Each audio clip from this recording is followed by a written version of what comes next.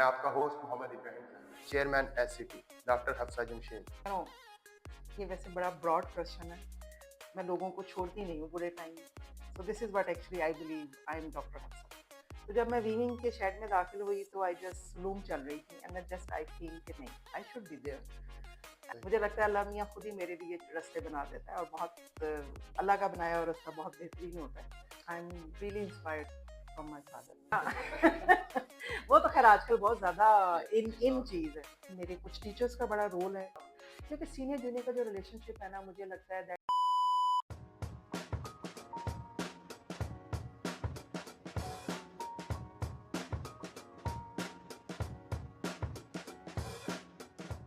अस्सलाम वालेकुम, मैं आपका होस्ट मोहम्मद इब्राहिम जाहिद और मेरे साथ को होस्ट हैं मोहम्मद अवैस और इशाक जफर। आज का ये इंटरव्यू बहुत ही मज़ेदार और इंटरेस्टिंग होने वाला है, क्योंकि आज हम जिस पर्सनैलिटी से आपको मिलवाने जा रहे हैं वो किसी तारुफ की मोहताज नहीं है। अगर बात की जाए इल्मी लिहाज से या तदरीसी लिहाज से, या बात हो रही हो मैनेजमेंट की, इनका तो बोलबाला है। आज हमारे साथ मौजूद हैं chairman SCT, doctor Hafsa Jamshed. अस्सलाम वालेकुम मैम। वालेकुम अस्सलाम। मैम, आपका बहुत बहुत शुक्रिया, आपने हमें अपना कीमती वक्त दिया। बहुत शुक्रिया, जज़ाकल्लाह।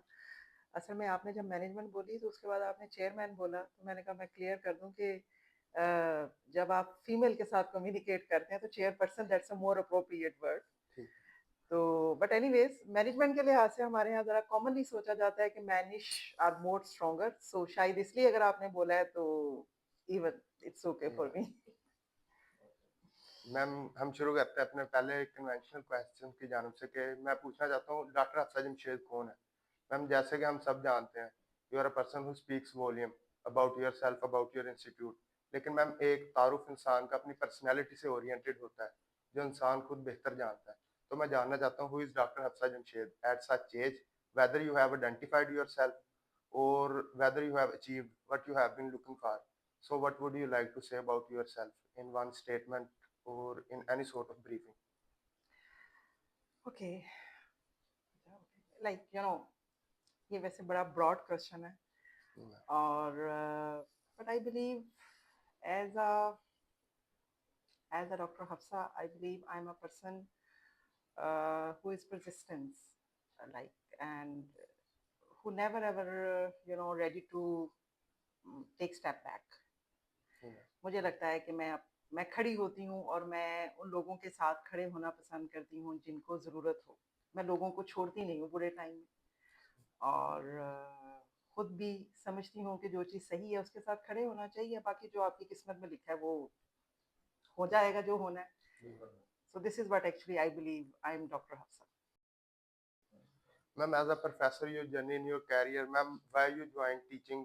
डिग्री के बाद आपको क्यों लगा कि मुझे टीचिंग की तरफ जाना चाहिए या इस तरह की? देखें, एस बेसिकली मैं बिजनेस फैमिली से हूँ और मेरी family is also from the textile. तो मुझे शायद वो कहते हैं ना, कुछ लोग उसको बड़ा अजीब समझते हैं, लेकिन मैं बचपन में अपने वालिद साहब के साथ जाती थी। अपनी हमारा जो लूमो का सेटअप था, तो जब मैंने यहाँ एडमिशन लिया सो आई वाज नॉर्मली प्लानिंग, उस टाइम पे ज़्यादातर प्रोसेसिंग में ही बच्चियाँ हमारी ज़्यादातर जाती थी। तो जो मेरे ग्रुप में मेरे साथ बाकी मेरी क्लास फेलोज थी वो सारी की सारी उधर ही ज्वाइन कर रही थी। तो जब मैं वीविंग के शेड में दाखिल हुई तो आई जस्ट लूम चल रही थी एंड जस्ट आई फील कि नहीं, I should be there and this is something I believe कि उसके बाद मुझे लगा कि वो मेरा एक शायद ऐसी चीज़ थी जो मुझे इंस्पायर करती थी।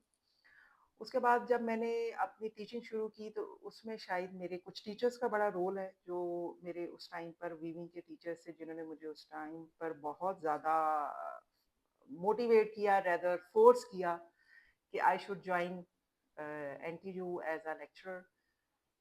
तो शायद एक मेजर और एज अ ह्यूमन मुझे लगता है कि मेरी थोड़ी सी शायद नेचर रिसर्च ओरिएंटेड है and I love to find new things in life. तो शायद सारी चीज़ें मिलके मेरे साथ मैच हो गई। मैंने एज सच प्लान नहीं किया था लाइफ में, क्योंकि मैं बहुत ज़्यादा लाइफ में प्लानिंग नहीं करती।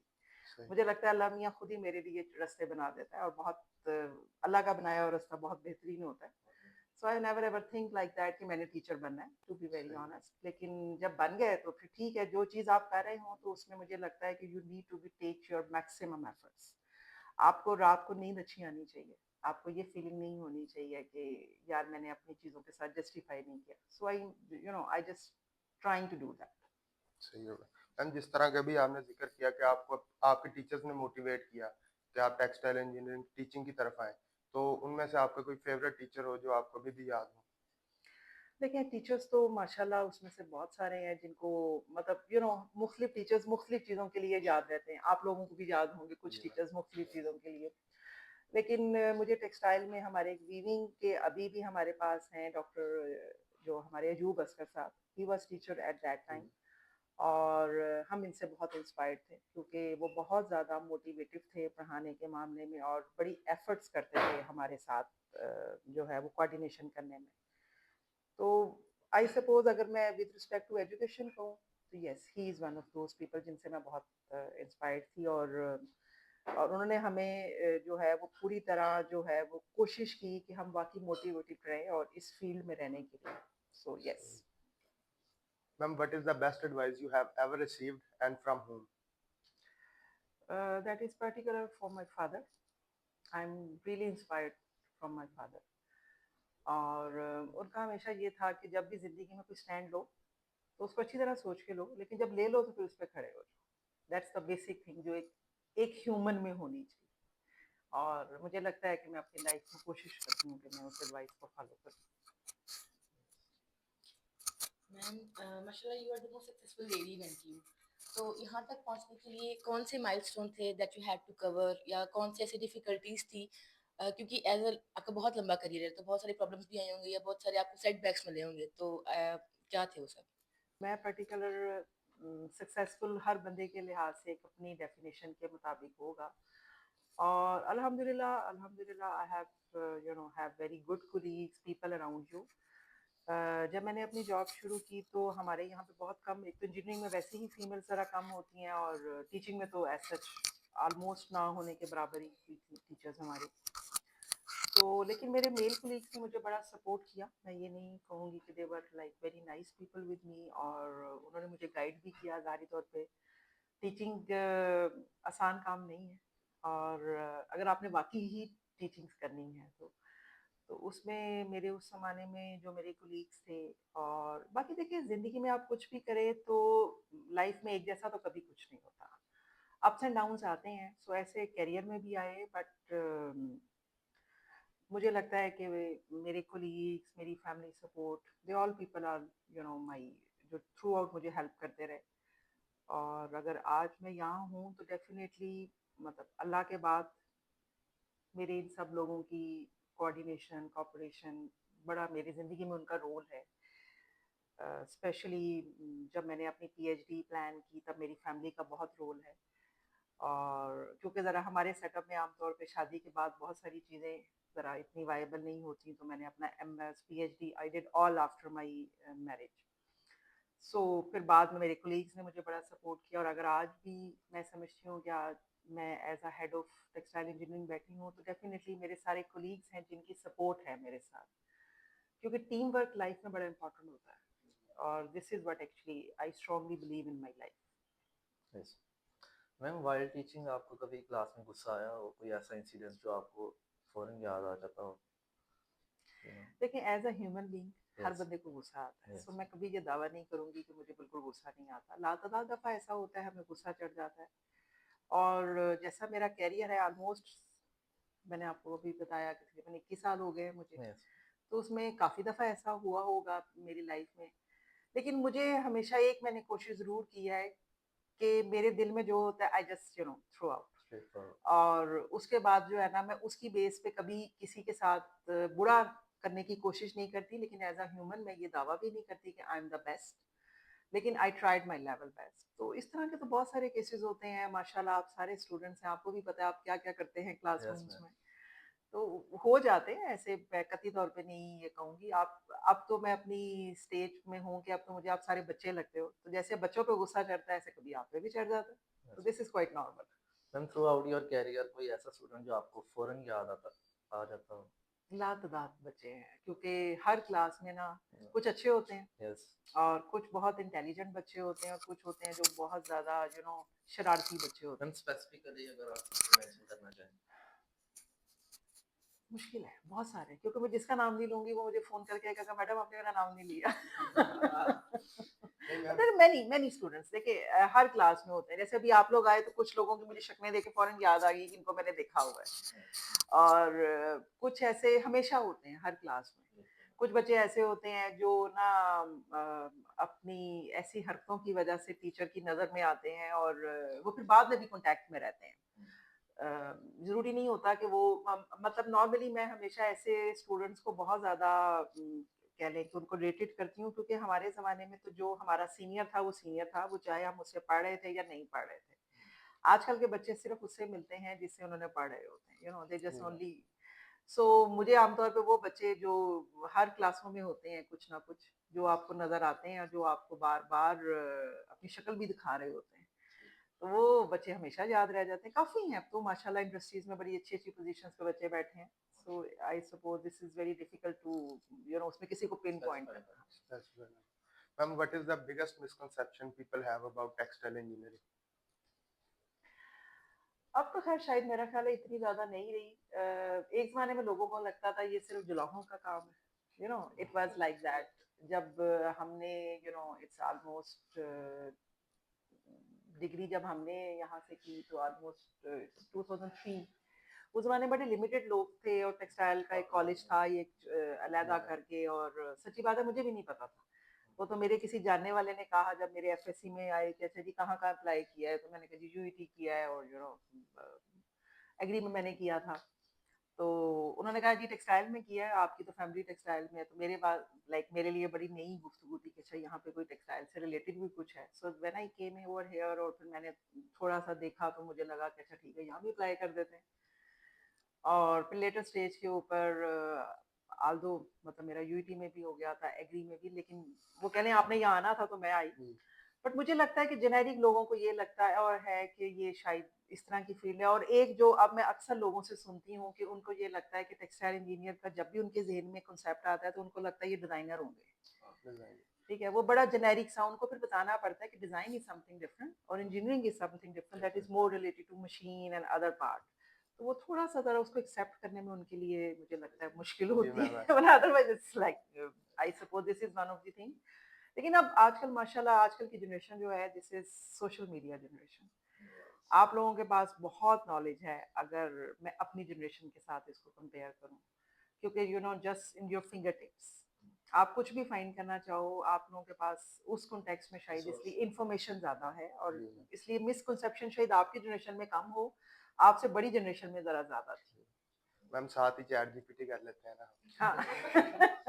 वो तो खैर आजकल बहुत ज़्यादा इन इन चीज़ है। पेपर में भी हो जाता है। Ma'am, what are your thoughts about senior junior system? देखिए मैं कह लें कि उस टाइम से हूँ जब सीनियर जूनियर बड़ा स्ट्रॉन्ग रिलेशनशिप होता था। ये हम तब भी कहते थे, ये मैं आज भी कहती हूँ कि देखें किसी भी जगह पे जो बॉन्ड्स होते हैं ना वो बड़े ज़रूरी होते हैं।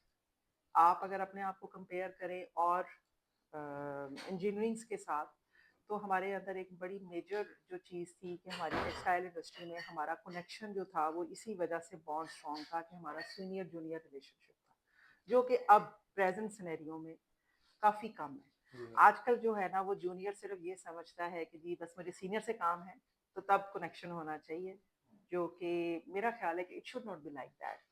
जैसे आप घर में, और सीनियर जूनियर कोई ऐसी खतरनाक चीज़ नहीं है, एक लोग इसके बारे में भी मिसकंसेप्शन है कि यार पता नहीं शायद इसमें हम किसी को मानना चाहते हैं या हाँ देखिए फूलिंग अगर तब भी किसी की सेल्फ रिस्पेक्ट हर्ट करती थी वो तब भी गलत थी और हमेशा जी गलत मैम, रहेगी। लेकिन ये है कि आपका किसी से सलाम दुआ कनेक्शन होना, आपके कोई सीनियर यहाँ आए, आप उसको इज्जत से पेश आएँ, आप इंडस्ट्री का चक्कर लगाएँ, वो आपको जो है वो आप, क्योंकि सीनियर जूनियर का जो रिलेशनशिप है ना मुझे लगता है दैट इज़ पर्टिकुलर जो है ना ये रिस्पेक्ट के ऊपर बेस करता है। जी मैम, तो आप उसको रिस्पेक्ट देते हैं, वो आपको पर्टिकुलर रिस्पेक्ट प्लस अफेक्शन देता है। दिस इज़ व्हाट एक्चुअली चीज़, लेकिन रिस्पेक्ट पहले करनी ज़रूरी है, फिर अफेक्शन एक्सपेक्ट करनी चाहिए। मैम जैसे आपने बताया कि आपकी ग्रेजुएशन को काफ़ी साल हो गए हैं, तो आपको क्या लगता है कि उन सालों में, पिछले 10-20 सालों में, क्या चेंज आया एनटीयू के अंदर और स्टूडेंट्स के अंदर, फैकल्टी के अंदर, इस कैंपस के अंदर आपको क्या चीज़ें लगती हैं?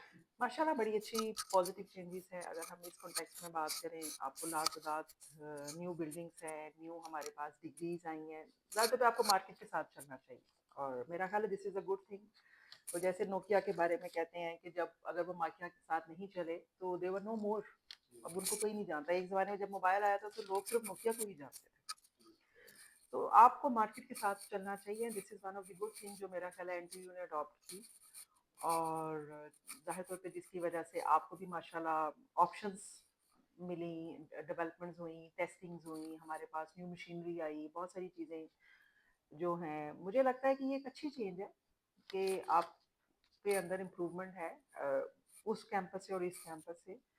और फैकल्टी भी माशाल्लाह हमारी काफ़ी अपग्रेड है, मतलब क्योंकि अगर आप इसको इंटरनेशनल स्टैंडर्ड्स के साथ देखें तो आपकी पीएचडी फैकल्टी होनी चाहिए, वो माशाल्लाह है। हमारे यहाँ पे पोस्ट ग्रेजुएट भी अब यहाँ पे करता है एग्जिस्ट, जो एक अच्छी यूनिवर्सिटीज़ के लिए दुनिया में चीज़ें मानी जाती हैं। मुझे लगता है कि वो अल्हम्दुलिल्लाह एनटीयू में है and we are one of those जो हम टेक्सटाइल में आज भी कहें तो हमें लोग रिकॉग्नाइज करते हैं। कंप्यूटर साइंसेज में हमारे माशाल्लाह काफ़ी अच्छे जो है वो स्ट्रेंथ है, मैनेजमेंट में है। So I hope so it's a good thing. मैं इसको एक अच्छी चेंज मानती मैम जैसा कि माशाल्लाह आपने बताया कि 21 साल हो गए हैं मुझे टीचिंग की फील्ड में, तो आप क्या चेंज फ़ील करती हैं आज के बच्चों में और आज से 7-8 साल पहले के बच्चों में इन आइदर पॉजिटिव वे और नेगेटिव वे? इट शुड हूँ। मुझे ये लगता है कि आज का बच्चा जो है ना वो बहुत ज़्यादा बस सिर्फ नंबरों के पीछे। सही है। यू जस्ट मेजरली दैट कि जी मेरे इतने परसेंट आ जाए या जो भी आपका ग्रेड है वो आ जाए। They were not much interested that कि हमारे अंदर स्किल्स आ रही हैं या नहीं आ रही। हुँ, क्योंकि ना जब आप इंडस्ट्री में जाते हैं ना, इंडस्ट्री में स्किल्स सबसे इम्पोर्टेंट मैटर चीज़ करता है। आप अगर अपने आप को शो नहीं कर सकते तो no one will like you और वहाँ पे आप ज़्यादा देर जगह नहीं बना सकते। और दूसरी चीज़ जो मुझे लगता है कि आज के बच्चों में एक है कि हम भी उस ज़माने में ये एक्सपेक्ट करते थे कि हम डिग्री करेंगे तो जाके हम एक बड़े से ऑफिस में बैठ जाएँगे, वहाँ पे एक गाड़ी हमारी बाहर इंतज़ार कर रही होगी और एसी लगा होगा। तो मैंने जब अपनी जॉब पहली स्टार्ट की so it was in Nishat Dighi. तो ऐसा कुछ नहीं था। है। हुँ, सो लेकिन ये कि जैसे और भी हमारे कुछ क्लास फेलोज़ और बाकी लोग थे उन सब ने भी तो बट हमने उसको हमने उसके ऊपर वो एक्सेप्ट किया और वी गो थ्रू। कुछ लोग हमारे नहीं एक्सेप्ट कर सके, वो छोड़ गए। सो लेकिन आजकल के जो बच्चे हैं ना वो ज़रा बहुत जल्दी डिसहार्ट हो जाते हैं। मुझे हुँ, ये फ़ील होती है कि बच्चों में ना थोड़ा स्टैमिना कम हो गया है, बर्दाश्त कम है। वो चाहते हैं कि सब कुछ जल्दी-जल्दी मिल जाए और शायद उसकी वजह ये सोशल मीडिया हुँ। वाली जनरेशन है। Ma'am how do you feel how we can cope with it? अभी हम जो यही हमारी सोच होती है कि हम इंजीनियर बन के जा रहे हैं, हमारी थॉट्स जो है ना वो बहुत हाई होती हैं। तो किस तरह हम उनको मैनेज करें, किस तरह लेके चलें साथ-साथ कि हमारी ग्रोथ भी हो, प्रोडक्टिव ग्रोथ हो? देखें, उसमें एक तो सबसे इम्पोर्टेंट है कि जब आप यहाँ पर हों, तो आप इंडस्ट्री के विज़िट किया करें। यस, ज़्यादा से ज़्यादा इंडस्ट्री में जाएँ, अपने सीनियर्स से मिलें, जो कि पुराने सीनियर्स हैं आपको, जो आपको बता सकें कि actually what's the fact, yes, ठीक है ना? आप जब जाते हैं, तो आप उन्होंने शायद अपनी ज़िंदगी के 15 साल लगा के वो जिस जगह बैठे हैं, मुकाम पे वहाँ पहुँचे। मौजूद हों, तो आप ये कहते हैं कि मैं जाऊँ और जाते ही इधर बैठ जाऊँ, हुँ, तो it's not like that. So yes, देखिए थोड़ी-सी ना आपको अपने अंदर पेशेंस अल्लाह ताला जो है ना वो डेवलप होना। सब्र वालों को पसंद करता है। बिल्कुल मैम, तो जब आप पेशेंस के साथ लाइफ में मूव करते हैं ना तो अल्लाह ताला आपके लिए रास्ते खोलता है। सो ये एक अपने अंदर इंजीनियरिंग एक बैचलर डिग्री है। यस, ये कोई मतलब आपने अल्लाह ताला माफ करे क्या कर लिया? आपको क्या लगता है हुँ, कि आप जाएँगे और सारे लोग आपके लिए फूलों के हार लेके खड़े होंगे? ऐसा नहीं होता। आपकी डिग्री है अल्हम्दुलिल्लाह, आप उस पे शुक्र अदा करें। लेकिन उसके बाद आप देखें कि उस डिग्री के मुताबिक आपको कैसे कोप करना है। हुँ, ठीक है? So engineers are always like a people जो कि हमेशा फ्लोर पे पाए जाते हैं। इंजीनियर की यस, डेफिनेशन ये है यस, कि जो स्किल सेट्स के साथ चलते हैं। आप कोई मार्केटिंग के लोग नहीं हैं, आप कोई प्रोडक्शन, मैनेजमेंट के लोग नहीं हैं कि आप ये कहें कि जी हमने जाके वो टाई लगा के और ठीक है, आप अपनी लाइफ के एक स्टेज पे जाके डेफिनिटली आप उस स्टेज पे पहुँच जाते हैं। लेकिन इट्स नॉट लाइक दैट कि आप सारी उम्र हुँ, जाते ही वहाँ पहुँच जाएँगे। तो थोड़ी-सी पेशेंस के साथ और आपको वहाँ पे खड़े होना चाहिए, फिर अल्लाह आपके लिए खुद ही रास्ते खुल जाते हैं। यस। जैसा कि अभी आपने बात की कि आजकल के बच्चे सिर्फ पढ़ने के पीछे लगे हुए हैं, स्किल्स कोई भी नहीं ले रहा। तो आपके ख्याल में स्किल्स ज़्यादा इम्पोर्टेंट है या डिग्री?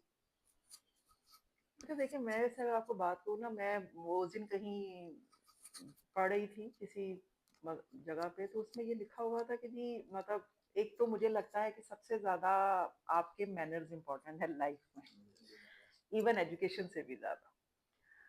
और जब आप उसको कंपेयर करते हैं एजुकेशन या मैनर्स, पर्टिकुलर ये दोनों चीजें आपकी स्किल्स के साथ रिलेट करते हैं। मतलब फॉर एग्जांपल, आपको अगर मोटरसाइकिल चलानी नहीं आती और आप मोटरसाइकिल के ऊपर बैठ जाएं, तो आप क्या करेंगे?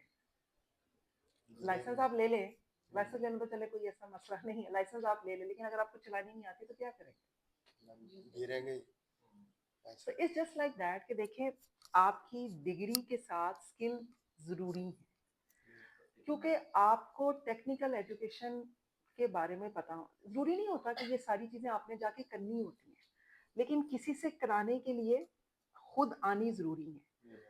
ये एक ऐसी हकीकत है जिसको मानना चाहिए। अगर आज काम मुझे पता ही नहीं है करते कैसे हैं, तो मुझे कोई भी बेवकूफ बना सकता है। जब एक काम मैंने खुद किया होगा ना, आप कल बेशक अपने मेंटेनेंस इंचार्ज से कोई काम करा रहे हैं, हेल्पर से करा रहे हैं, मुझे आता ही नहीं है, तो हाउ कैन यू डू? जैसे मैंने पहले बताया कि मैं बिजनेस फैमिली से हूँ, तो हमारे यहाँ जब वो भेजते हैं ना बच्चों को पहली दफा सूतर मंडी में, तो कभी दुकान पे नहीं रखते, हमेशा पहले किसी और के पास भेजते हैं ब्रोकरी के लिए।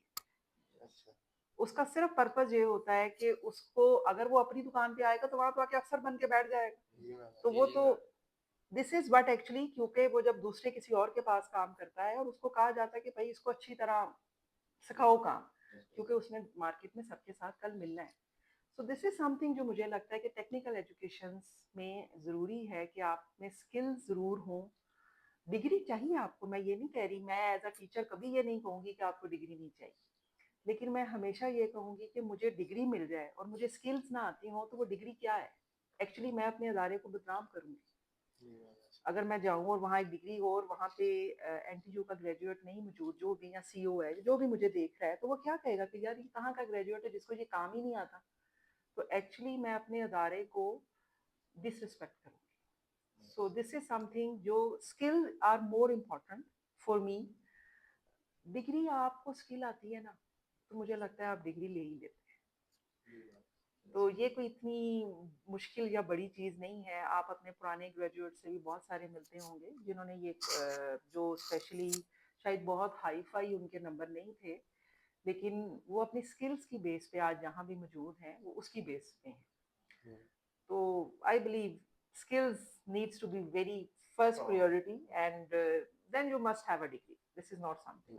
मैम मतलब आपके ख्याल में स्किल्स ज़्यादा इम्पोर्टेंट है। तो मैम आपके ख्याल में जो सी टेक्सटाइल इंजीनियरिंग स्टूडेंट है, उसे कौन-सी ऐसी स्किल्स आजकल के दौर में ज़रूरी हैं उसके लिए?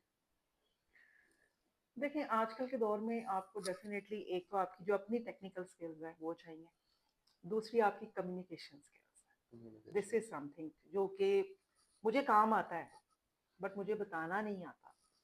ये भी एक बहुत ज़्यादा नेगेटिव आपके काम के अंदर जो आ जाता है। आप अपने आप को, हमारे बहुत सारे बच्चे यहाँ पे ना जो इस तरह के सब्जेक्ट्स होते हैं ना कम्युनिकेशन वाले, उनको इतना बॉदर नहीं करते, लेकिन मुझे अपने काम को प्रेजेंट करना नहीं आता। फाइनली अल्लाह, आपने कुछ अरसे बाद आपने किसी पोजीशन पे पहुंचना है, आपने कहीं पर कोई ईमेल कम्युनिकेशंस करनी है, आपने कहीं प्रेजेंटेशंस देनी है, कहीं आपने सीनियर मैनेजमेंट से मिलना है, लेकिन अगर वहां जाके मैं अपने काम को प्रेजेंट ना कर सकूं तो फिर उसका भी कोई फायदा नहीं है। तो प्रेजेंट सिनेरियो में ज़ाहिरी तौर पे आप जो आजकल की चीज़ें हैं, आपकी ये जितनी भी इंटरनेट से रिलेटेड है, आर्टिफिशियल, जैसे अभी आपने चैट जीपीटी और बाकी चीज़ें, हर चीज़ के पॉजिटिव नेगेटिव्स होते हैं। सो आप उनमें से पॉजिटिव चीज़ें जो आपकी लाइफ के लिए ज़रूरी हैं, आप ज़रूर उनसे अपने आप को कोऑर्डिनेट करें। मैं कभी भी ये नहीं कहती कि आल्दो मेरी आपकी जनरेशन में फ़र्क है, लेकिन आई स्ट्रांगली बिलीव कि जो मार्केट की रिक्वायरमेंट्स हैं उनके मुताबिक आपको उसके साथ कोप करना चाहिए। Your technical skills, your communication skills, your जो भी इस टाइम पर मार्केट में आपको अगर आईटी से रिलेटेड स्किल्स चाहिए, you should be good in that. और मुझे बड़ी खुशी होती है बहुत सारे बच्चों को देखे जो आईटी स्किल्स और इस तरह की एक्टिविटीज को साथ अटैच कर रहे होते हैं, और आमतौर पे क्योंकि दुनिया में मल्टी डिसिप्लिनरी रिसर्च की सबसे ज्यादा वैल्यू, तो अगर आप उस चीज को एम्फोसाइज करें, आप अगर एक डब्बे में बंद होकर काम करते हैं ना, तो सारी जिंदगी फिर वहीं रह जाते हैं। So when you have a more vision, आपके पास मोर स्किल्स होती हैं तो आपके पास ऑप्शन ऑफ मूवमेंट ज़्यादा होता है, and this is something I believe you all need to be do that in your career. Ma'am you have come so far as a student, as a professor और now as a chairperson, तो there must be some point जब आपको बहुत ज़्यादा rewarding feel हुआ होगा या आप बहुत ज़्यादा प्राउड फील करती होंगी अपनी ज़िंदगी में. तो what was that time when you felt the most rewarded? I believe अगर मैं बात करूं कि शायद with respect to throughout my career there are like many times जब मुझे लगा कि अल्हम्दुलिल्लाह दिस इज समथिंग जो अल्लाह ताला ने मुझे स्पेशल अपनी करम से दिया है. लेकिन शायद उनमें one of them is my PhD, क्योंकि जब मैं अपनी पीएचडी कर रही थी तो this was not a good like easy time नहीं था मेरी लाइफ का, क्योंकि मेरी फैमिली जो थी वो पाकिस्तान में थी and I was alone there. So जब मुझे पीएचडी का मेरा डिफेंस था, सो जैसे हम सारे पेपर से पहले डरे होते हैं, तो ऐसे जो भी था आई वाज. हाँ, और उसमें ये कि हमारे काफ़ी सारे इंटरनेशनल सारे वो होते हैं और आपकी यूनिवर्सिटी से कोई नहीं होता.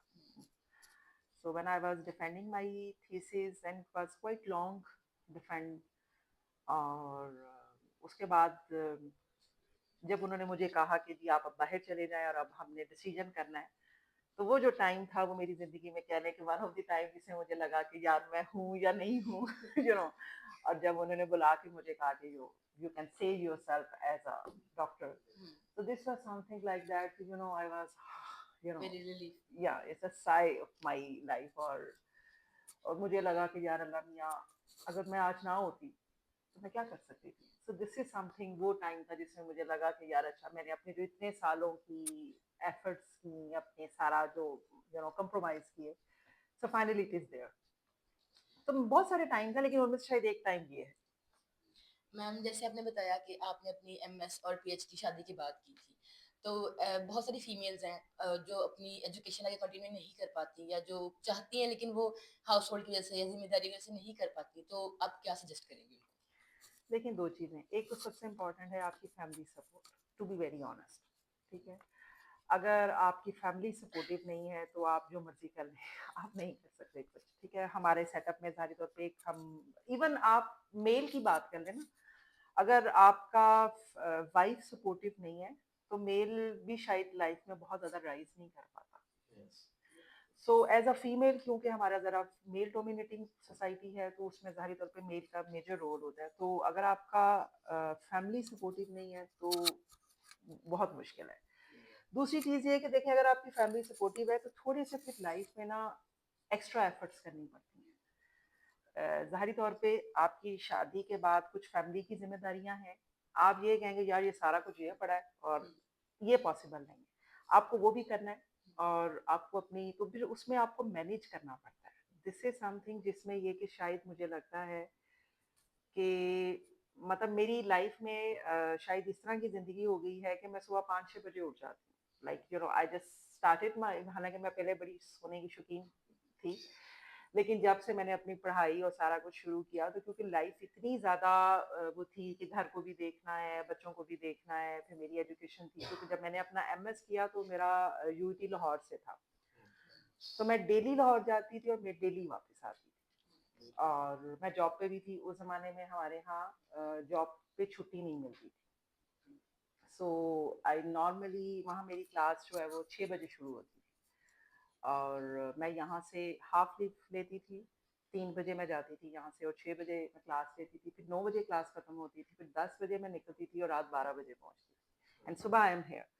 सो अब वो सुबह उठ के घर की चीज़ें देखना, मेरा बेटा तब हो गया था बड़ा वाला, और it was not an easy task to be very on. लेकिन जाहिर तौर पे अब बीच में बहुत सारी जगहों पे मेरी फैमिली सपोर्ट थी. दोपहर के टाइम पर वो मुझे बियर कर रहे थे.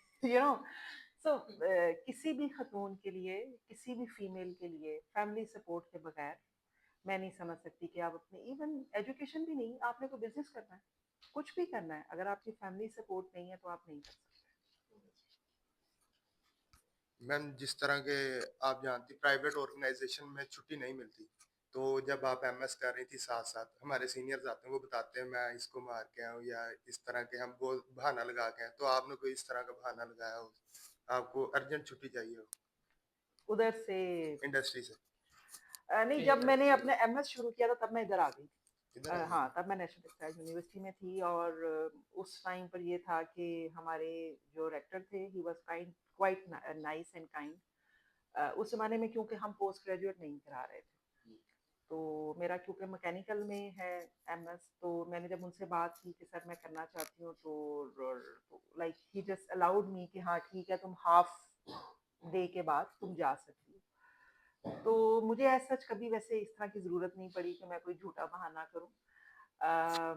और as such I never ever think कि मैंने कभी कोई झूठा बहाना शायद किया हो। I don't think so. लेकिन ये वो आपकी बात सही है, बाज़ दफ़ा आपको झूठ बोलना पड़ता है कुछ जगहों के ऊपर, खास तौर पे जब आप इंडस्ट्री में काम कर रहे होते हैं।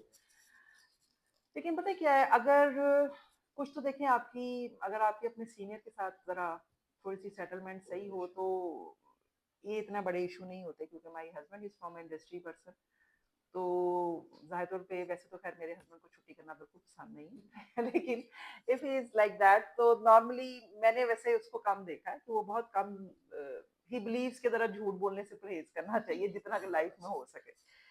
तो थोड़ा-सा हो जाती हैं चीज़ें, लेकिन मेरा ख़्याल है कि इसको क्योंकि ये एक अच्छी आदत नहीं है। झूठ हो सकता है वक़्ती तौर पे आपको कामयाब करा दे, लेकिन सारी ज़िंदगी नहीं कामयाब कर सकता।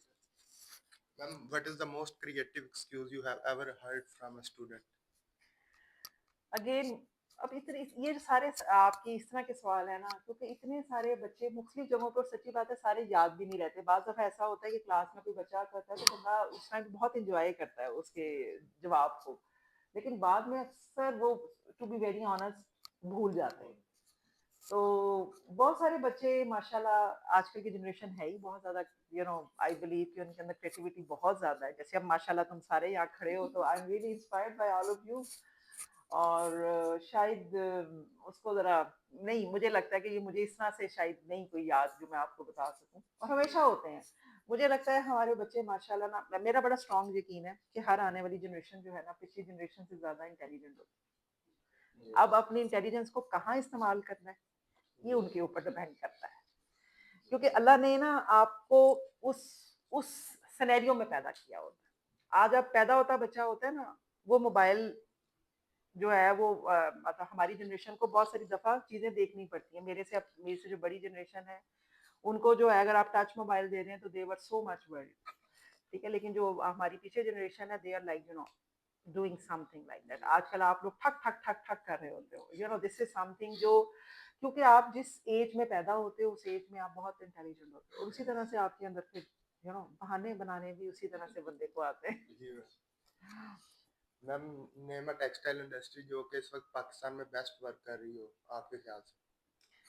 देखिए, पर्टिकुलर तो मुझे लगता है कि हमारी माशाल्लाह काफ़ी सारी इंडस्ट्रीज़ हैं। स्टाइल हो गई, निशात हो गई, इंटरलूप हो गई, अलकरम है, गुल अहमद, मतलब जो रिनाउन इंडस्ट्रीज़ हैं जो माशाल्लाह काम कर रही हैं। इसके अलावा सियालकोट इंडस्ट्री जो हमारी टेक्निकल एप्लीकेशंस में काम कर रही है, जिसमें काफ़ी सारी इंडस्ट्रीज़ हैं हमारे पास। तो यू नो दूसरी बात, सबसे इम्पोर्टेंट चीज़ होती है कि जिसको आप बेस्ट कहते हैं ना, बेस्ट की बहुत सारी फर्दर क्राइटेरियाज हैं। आप ये कहते हो कि जी अच्छा वो एक्सपोर्ट कितनी करते हैं, अच्छा वो ओवरऑल उनकी कॉर्पोरेट या सोसाइटी के अंदर उनका इन्फ्लुएंस कैसा है, वो अपने एम्प्लॉयज़ के साथ कैसे हैं, वो इन्वायरमेंट के लिए क्या कर रहे हैं। इसमें बहुत सारे फैक्टर्स हैं जो आप कंसिडर कर रहे होते हो, और इसमें बेस्ट हमेशा जो बंदा वहाँ काम कर रहा होता है, दैट्स द बेस्ट पर्सन जो उसको बता सकता है। बट ओवरऑल अगर आप मार्केट में देखें तो मेरा ख्याल है ये एक ऐसी इंडस्ट्रीज हैं जिनको लोग रिनाउन हैं और मानी जाती हैं अपने। हमारे यहाँ पे फैसलाबाद में इंटरलूप के बारे में लोगों का इमेज बहुत बहुत अच्छा है, और हमारे यहाँ हर दूसरा बंदा इंटरलूप जाना चाहता है। It means there is something good in them, so we should appreciate that thing. Ma'am, what are the challenges for value added industries in Pakistan? देखिए, चैलेंजेस उसमें मुझे लगता है कि सबसे इम्पोर्टेंट चीज़ जो है ना, हमारी अपनी विल है। हम जब वैल्यू एडेड की बात करते हैं, हमारे यहाँ बहुत लिमिटेड लोग हैं जो रिस्क लेना चाहते हैं। तो जब आप रिस्क लेते हैं तो उसमें दोनों तरह के चांस होते हैं। आप गो थ्रू भी कर सकते हैं और आप हो सकता है कि आप जस्ट एवरीथिंग गोज डाउन। तो एक तो सबसे पहले विल जो आपकी है कि आप काम करना चाहते हैं या नहीं कर सकते। सो अगर आपके ड्रीम्स हैं तो मुझे लगता है कि आपको विंग्स मिल जाते हैं, अल्लाह ताला आपके लिए रास्ते पैदा कर देता है। और फिर उसके बाद डेफिनेटली देखें, आपके पास अगर फाइनेंशियल इश्यूज नहीं है और आप चीज़ें मैनेज कर सकते हैं, फिर आपकी आगे मार्केटिंग एक बड़ा इंपॉर्टेंट फैक्टर है जो आपके प्रोडक्ट्स के लिए किस तरह से लेके जाता है। फिर गवर्नमेंट की पॉलिसीज भी उसमें उनका भी एक इम्पोर्टेंट रोल है। और मतलब ये सारी चीज़ें अगर, लेकिन सबसे पहले ज़रूरी है कि आप क्या करना चाहते हैं। तो आप अगर मुझे लगता है कि हमारी हर चीज़ हमसे शुरू होती है। अगर हम अपने आप कुछ फैसला कर लेते हैं कि हमने ये करना है, आप ये जो माशाल्लाह कुछ सेटअप्स आप ऐसे देखेंगे जिनके लोगों को नाम भी नहीं पता, but they are doing so much good in value addition. ठीक है, इवन सियालकोट मार्केट में चले जाएं, आप मुल्तान मार्केट में चले जाएं, आपको कुछ सेटअप्स हैं जिनका आपने शायद कभी नाम भी ना सुना हो। छोटी छोटी जगह हैं, they are producing a lot of things, और वो ऑल आर वैल्यू एडिशन। और वो पाकिस्तान से जाती हैं और उसके बाद उन कंट्रीज के टैग लगते हैं and then it's come back in different countries of the world. तो a lot of people are doing in that. शायद गवर्नमेंट की उतनी ज़्यादा रिकॉग्नाइजेशन उसमें नहीं है, तो जिस तरह से हो सकती है। तो लेकिन सबसे पहले अगर हम उसमें इंटरेस्टेड हों तो we can do a lot things, specially industry academia linkage भी इसमें बड़ा इंपॉर्टेंट है। मैं हमेशा जब इंडस्ट्री में जाती हूँ तो मैं उनसे ये कहती हूँ कि हम इंडस्ट्री वाले जो है जब तक खुद कुछ करना ना चाहें तो एकेडमिया को नहीं पता कि व्हाट एक्चुअली यू वांट। ठीक है ना, रिक्वायरमेंट तो आपकी है। हम तो अपने तौर पे जो कर सकते हैं वो कर लेते हैं, हमें लगता है कि जी अच्छा ठीक है जी, ये रिसर्च मार्केट में आजकल चल रही है तो हम उस पर रिसर्च करा देंगे। आप जब तक हमें अपना प्रॉब्लम या अपना कोई प्रोडक्ट डेवलपमेंट नहीं बताएंगे, वी कैन नॉट प्रोसीड। सो आप आए, हमारे साथ बैठें, हमें गाइड करें, देन वी विल लाइक, फिर हम उसका एक प्लान बनाएं। और अब माशाल्लाह एनटीयू में हम काफ़ी सारे इंडस्ट्रीज के साथ काम कर रहे हैं और मुझे लगता है कि ये मतलब हमारे बहुत सारे माशाल्लाह कुलीग्स जो हैं जो इसमें इंटरेस्टेड थे, जिन्होंने सबको साथ लेके ये एक्टिविटीज़ की। और फ्यूचर में भी मुझे लगता है कि आहिस्ता आहिस्ता हमारी इंडस्ट्री जो है वो थोड़ी सी इस तरह की हो रही है, जो अब इस चीज़ को एक्सेप्ट करते हैं कि एक दुनिया के साथ डिस्कस किया जा सकता है। पहले ज़रा ये चीज़ कम थी। तो ये भी एक फैक्टर है बड़ा इंपॉर्टेंट, क्योंकि मैंने जब अपनी पीएचडी की तो वो हमारा एक बेसिकली इंडस्ट्री का प्रोजेक्ट था जो मेरा टॉपिक था। और नॉर्मली वहाँ इंडस्ट्री के प्रोजेक्ट बड़े लंबे लंबे होते हैं। मतलब that was almost 7 year project था वो इंडस्ट्री का, और उसके अंदर उन्होंने कोई 5 पीएचडी से 10 मास्टर्स से। सो लाइक और इट टेक्स टाइम डेफिनेटली। उसमें थोड़ा सा हमारी ये है कि आहिस्ता आहिस्ता पाकिस्तान इंडस्ट्री जो है वो इस तरफ जा रही है, तो hopefully we will be good in those things. Ma'am जैसा कि आपने पहले बताया कि हमारे फैसलाबाद में इंटरलूप जो है उसमें लोग प्रेफर करते हैं जाना, उसको लोग अपनी प्रायोरिटी रखते हैं। तो अगर आपको मौका मिले कि किसी इंडस्ट्री में आपको जाके जॉब करनी है या आपको जाके उसको रन करना है, तो आप किस इंडस्ट्री में जाएंगे? लेकिन अल करम इसमें से एक्सक्लूडेड है क्योंकि आपके हस्बैंड वहाँ पे हैं। लाइक अच्छी है बहुत सारी, ऐसे निशात है, क्रिसन है, लाइक यू नो इसे आप सर्व करना चाहें। मतलब जो ऐसी इंडस्ट्री जो आप समझती हैं कि ये इंडस्ट्री, मैं इस इंडस्ट्री के काबिल हूँ, या ये इंडस्ट्री ऐसी है जहाँ मैं जाके सर्व करना चाहती हूँ। अच्छा, आप कभी सोचा नहीं इस तरह से कि अच्छा किसी ऐसी इंडस्ट्री में जाने का? क्योंकि जब वो आप अब अगर मैं कुछ सोचती भी हूँ तो मैं किसी रिसर्च इंस्टीट्यूट का या इस तरह की चीज सोचती हूँ, तो इंडस्ट्री के लिहाज से मैंने कभी सोचा नहीं अपने पॉइंट ऑफ व्यू से। बट सारी बात yes you can say maybe शायद interview this is something, but not like मैंने इस तरह से कभी सोचा नहीं, to be very honest. Ma'am थोड़ी सी एनटीयू के बारे में बात कर लीजिए। आपको नहीं लगता सब क्लासेस में एसी होने चाहिए? गर्मियों में बड़ी डिफिकल्टी होती है। जब बिल्कुल हम नहीं होने चाहिए। सीएस डिपार्टमेंट को देखते हैं तो हमें हसरत हमारे दिल में भी आती है कि why not we. So then why not you join the CS department? Ma'am accidentally आए हैं, जैसा कि आपने कहा कि टेक्सटाइल में आए हैं, हम भी एक्सीडेंटली आए हैं, लेकिन इसको प्रोसीड किया है। लेकिन आपने अगर इंडस्ट्री का माशाल्लाह विजिट किया हो तो आपको लगता है कि आपका काम एसी वाला है? नहीं बिल्कुल नहीं मैम। तो फिर अपने लिए आपको तैयार करें उसके लिए। सही है। मुझे नहीं लगता कि देखिए मुझे ये अक्सर हमारे पास ना बच्चे आप नहीं खास तौर पे फर्स्ट ईयर में तो अक्सर बच्चों को ये मसाइल होते हैं ना और खास तौर पे अगर उनके कोई वो अपने दोस्तों शोस्तों को लेके आए हैं तो और फिर उनको ये होता है कि अच्छा फील नहीं होता। हाँ कि जी खास तौर पे अगर वो प्राइवेट अदारों में पीछे से पढ़ के आए हों हुँ, तो उनको ये और फिर उसके बाद जैसे आपकी बात कि वो और डिपार्टमेंट्स में जाके चक्कर लगा के आते हैं तो उनको फील होता है कि पता नहीं हम शायद सौतेले हैं कि हमारे साथ ऐसा सुलूक डिस्क्रिमिनेशन। लेकिन actually this is not discrimination you know आपकी फील्ड ऐसी है यस। देखिए कंप्यूटर जो है ना आपको पता है घरों में भी जब हमने कंप्यूटर एक जमाने में नए नए आए थे तो कहते जी एसी वाले कमरे में रखा करें हाँ, बिल्कुल मैम। क्योंकि बाज दफा ना बहुत सारी चीजें हम इंसानों के लिए नहीं कर रहे होते सो अभी भी हमारी जो आप अगर खातों में भी चले जाए हमारे मशीन्स के लिए। मशीन्स का क्योंकि जी उसमें इलेक्ट्रिक कार डैमेज हो जाएगा you know lot of things आपके लिहाज से वो जरूरत नहीं है यस। ठीक है सो आप मुझे नहीं लगता कि जब आप इतने ज्यादा आराम तलबी के आदी हो जाते हैं फिर आप उस चीज को सरवाइव करना मुश्किल हो जाता है इसी तरह से जैसे मैं हमेशा एक बात कहती हूँ हो सकता है आपकी जनरेशन को बुरा लगे कि आजकल के बच्चे ना जरा मम्मी डैडी टाइप बच्चे हैं यस मैम। तो they are not ready to be you know height या बाकी चीजें होना तो एक अल्लाह मियाँ की है दिस इज समथिंग लेकिन आपके अंदर जो है ना वो चीज होनी चाहिए जिस जो एक इंजीनियर को देख के लगे कि यार ये इंजीनियर क्योंकि देखिए मसला ये है कि आप डॉक्टर की तरह वो ओवरकोट तो पहन नहीं सकते कि हर एक को बताएं कि जनाब मैं डॉक्टर हूँ ठीक है so but you need to be that कि आपकी ओवरऑल एक लुक जो है वो इंजीनियर की हो सो आप जब बहुत ज्यादा मैं ये नहीं कहती कि आप हमेशा बदतमीजी करने पे तैयार हैं हमेशा गुस्से में रहें हमेशा लड़ने के लिए तैयार हैं but you should be ready for your according to your circumstances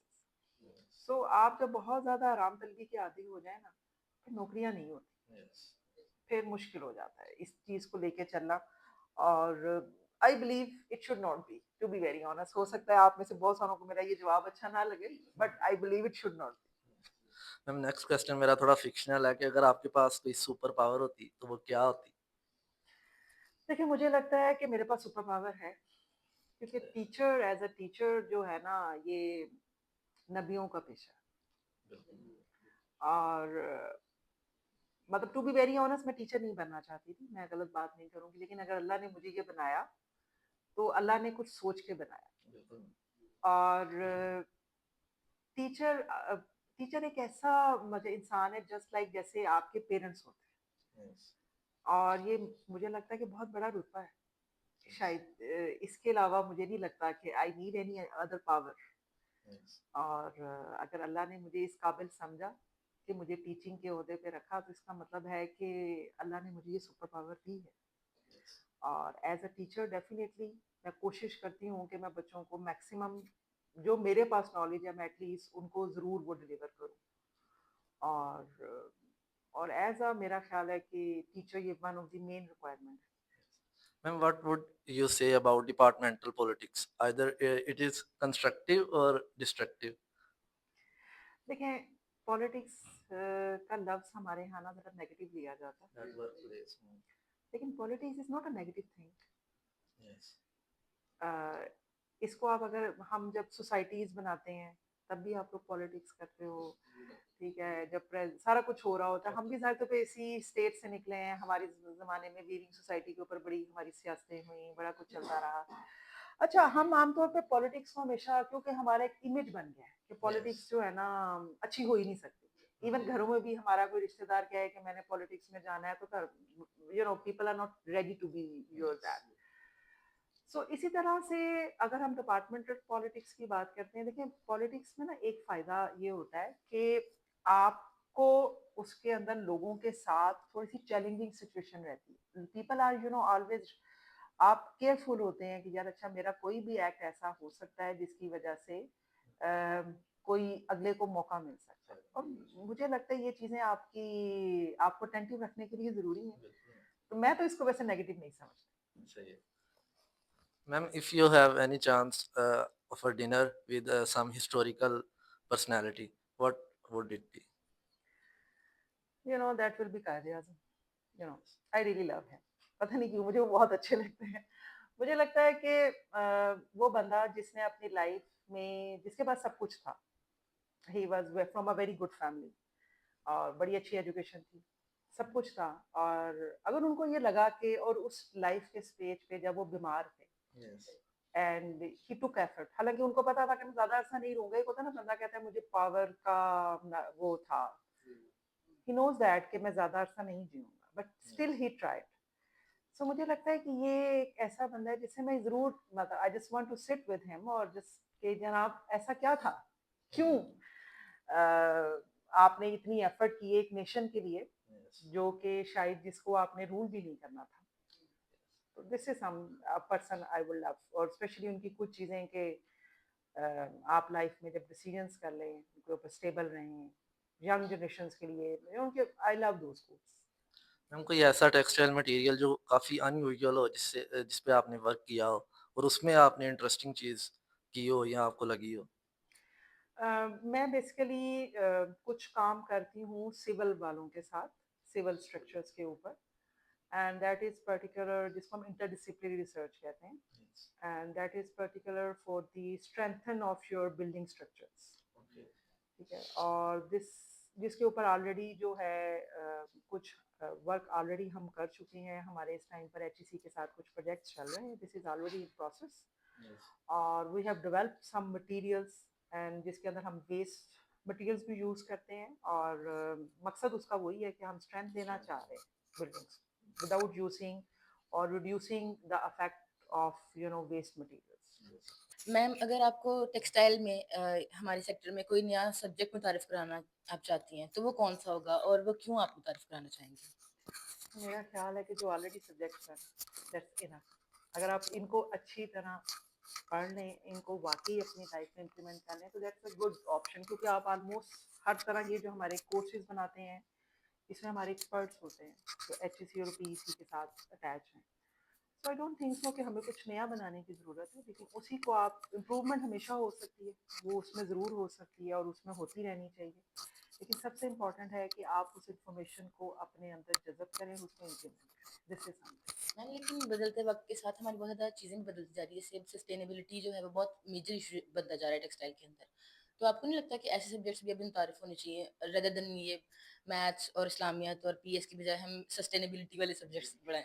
अच्छा, लेकिन मेरा ख्याल है कि आपके सब्जेक्ट्स हैं एनवायरमेंटल इश्यूज रिलेटेड जो हैं, जो उसमें सस्टेनेबिलिटी का कॉन्सेप्ट, रिसाइकलिंग, वो सारे कॉन्सेप्ट उसमें आते हैं। अच्छा, एक और बड़ा गलत अप्रोच है हमारी कि जी फिजिक्स केमिस्ट्री ये सारे सब्जेक्ट्स हमारी ज़रूरत नहीं। हाँ, उसमें थोड़ा-सा मुझे लगता है कि हमारी कह लें कि इसमें गलती है हमारे एफएससी के दौरान भी और बाद में भी, कि हमें एक्चुअली उनकी ना एप्लीकेशंस नहीं पता होती। मतलब टू बी वेरी ऑनेस्ट, ये मैथ्स, फिजिक्स, आपकी कोई मशीनरी इसके बगैर चल ही नहीं सकती, अगर आपको उसका वाक़ई ही कॉन्सेप्ट्स पता है। तो ये शायद कहना एक ज़्यादती है कि उनको छोड़ दिया जाए। ये जो परसेंटेजेस हैं हमारी कि इतने परसेंट आपके कम्युनिकेशन के सब्जेक्ट्स हों, इतने परसेंट अप्लाइड के हों, इतने परसेंट कोर सब्जेक्ट्स हों, इतने परसेंट आपके सस्टेनेबिलिटी, ये उसके अंदर आपके सब्जेक्ट्स मौजूद हैं। अच्छा, और दूसरी एक इम्पॉर्टेंट चीज़ होती है कि उन सब्जेक्ट्स के कंटेंट्स जो हैं दैट शुड बी अपग्रेडेड। ठीक है, क्योंकि ज़ाहिरी तौर पे हो सकता है कि आज से 5 साल पहले मार्केट में वो चीज़ मौजूद ही ना हो। तो अगर किसी ने कोई बात करनी है कि जी वाटर सेविंग से रिलेट उन्होंने कोई चीज़ पढ़ानी है, तो अगर अब मार्केट में उस तरह की मशीन्स हैं तो उनको उसमें कंटेंट में वो डालनी चाहिए। ये एक्चुअली कुछ चीज़ें मेरा ख्याल है टीचर पे भी रिलाई करती है कि टीचर अपने आप को कैसे अपग्रेड करता है। मैम बेसिकली मेरा सवाल है एनटीयू के जो स्टूडेंट्स हैं वो बेसिकली इकबाल के शाहीन मैं उन्हें कहना चाहूँगा। तो जिस तरह वो पेपर अटेम्प्ट करते हैं उनका वे कोई ऐसा आपको सवाल का जवाब जो जो आपको लगा हो कि बड़ा आउट ऑफ द बॉक्स जाके बच्चे ने जवाब दिया और थोड़ा क्रिएटिव भी हो और फनी भी हो, कोई ऐसा जो याद आता हो? नहीं, ऐसे देखें, एक तो क्योंकि हमारे टेक्निकल सब्जेक्ट्स होते हैं तो जी, उसमें सवालों के जवाब आमतौर पर बच्चों कोशिश करते हैं, मैक्सिमम क्या होता है कि जी वो उसमें सवाल ही बार बार लिखते जाएंगे साबित करने के लिए कि हमने पेपर कर लिया है, या उसमें लिख देंगे कि मैडम मेरे पास टाइम कम था। ठीक है, ये मतलब इस अच्छा, तरह की चीजें तो वो करते हैं, लेकिन प्रॉब्लम, आमतौर पे कभी ऐसा नहीं, या बाज दफा एक आध बच्चे ने, मुझे अभी याद लॉन्ग टाइम बैक, उसने पता नहीं पूरी अपनी एप्लीकेशन एक लिख दी थी कि पता नहीं मेरे घर में फलां फोतली हो गई, फिर फलां अपने हो दुखड़े गई। सुना रहा। तो वो मुझे पहले तो समझ ही नहीं आया कि मैं किसका पेपर चेक कर रही हूँ। तो लेकिन एज़ सच मुख्तलिफ किस्म के बच्चे होते हैं और मैं बाद दफ़ा बाज़ बच्चों को बड़ा एन्जॉय करती हूँ, स्पेशली जब वो मैं उनको बाद में क्लास में उनको कहती भी होती हूँ कि ये जिस बच्चे ने ये लिखा है ना कि मेरे पास टाइम नहीं था, तो इस क्लास में जो बाकी 35 बच्चे हैं या तो वो गलत है या ये गलत है। यस। क्योंकि ऐसा पॉसिबल नहीं होता। हमारे यहाँ जैसे वो इक़बाल के शहीद है ना, जब वो पेपर का टाइम खत्म हो रहा होता है तो 5 मिनट पहले इल्म का नुज़ूल अख़ीर होता है। मैम वाक़ई वो टाइम बड़ा ठीक क्रूशियल है ना? होता है। उस टाइम बहुत पर तो आप जब पेपर माँग रहे होते हैं, तो वो बच्चे ऐसे होते हैं कि बस 1 अब मिनट, लिखना 1 है। मिनट, उफ़ अल्लाह भई 1 मिनट में कौन-सा इल्म का खज़ाना हासिल कर लोगे जो तुम्हें पिछले डेढ़ घंटे में नहीं मिला। हाँ, तो वो मुख्तलिफ किस्म के इस तरह के शहीना मौजूद हैं, हम भी ज़्यादातर पे इन्हीं जगहों से निकले हैं। हमारे ज़माने में भी ऐसे लोग थे जो इस तरह के काम करते थे, लेकिन a lot of people are like you know but क्योंकि शायद हमारे टेक्निकल सब्जेक्ट्स होते हैं, तो बहुत ज़्यादा बच्चे इस तरह की ज़रा हम इस भी तरह के हैं। नहीं करते। हम करंट स्टूडेंट्स को आप क्या एडवाइस देना चाहेंगी जो कि वो अपने आप को प्रिपेयर कर सकें for upcoming challenges in industry that are waiting for them? देखिए, सबसे इम्पोर्टेंट चीज़ मैं जिसको पहले भी कहा कि आप जो भी इंफॉर्मेशन लें, उसको अपने अंदर ऑब्ज़र्व करें, उसको अपने ऊपर इम्प्लीमेंट करें। हम बहुत सारी इंफॉर्मेशन जो है ना वो ले रहे होते हैं और उसमें से कुछ भी इम्प्लीमेंट नहीं कर रहे होते। तो जो प्रेज़ेंट चैलेंजेस के साथ आपकी रिक्वायरमेंट्स हैं, उसके मुताबिक आप जो भी डेटा ले रहे हैं, जो भी डेटा प्रोसेस कर रहे हैं, उस डेटे को आप इम्प्लीमेंट करो। और the one of the most important thing जो मुझे लगता है कि हम सबके लिए ज़रूरी है, be honest with your work. बिल्कुल। If you are honest with your work, तो दैट्स क्वाइट श्योर कि अल्लाह मियाँ आपको वहाँ वहाँ से हेल्प करता है जो आपने सोची भी नहीं होती। सो दिस इज थिंग्स जो मेरा ख्याल है कि हम सबको अपनी लाइफ में इम्प्लीमेंट करनी चाहिए। बाज़ दफ़ा वक्ती तौर पे कुछ चीज़ें बड़ी मुश्किल लगती हैं और लगता है कि ओहो ये कर दिया, ना करते तो ऐसे हो जाता। लेकिन यकीन करें, उसका फ़ायदा होता है। वक्ती तौर पे फ़ायदा क्योंकि अल्लाह ताला सारी चीज़ें फ़ौरन नहीं दे देते ना, कुछ चीज़ें ऐसे ही देर से भी देते हैं। तो लेटर स्टेज पे वो डेफ़िनिटली आपको हेल्प करता है। Thank you so thank you much so ma'am. Much ma'am thank you so much आपका बेटा। Thank you.